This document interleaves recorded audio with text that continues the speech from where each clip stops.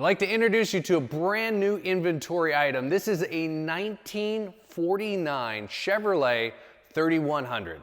This truck has an awesome stance with the Riddler wheels wrapped with low profile tires ready for the road. Under the hood we have a Jeff Tregler built 283 V8.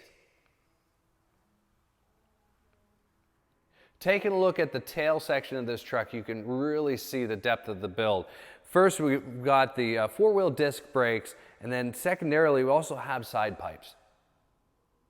This truck has been completely redone inside. First and foremost, we've got leather seats that we're sitting on.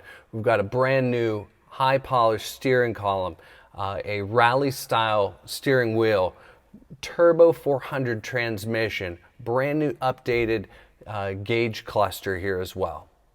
This truck is extra special with a 2-year build, and a lot of love and care has gone into this truck.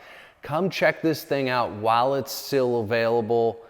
Look forward to seeing you at either NFIEmpire.com or 814-746-4213.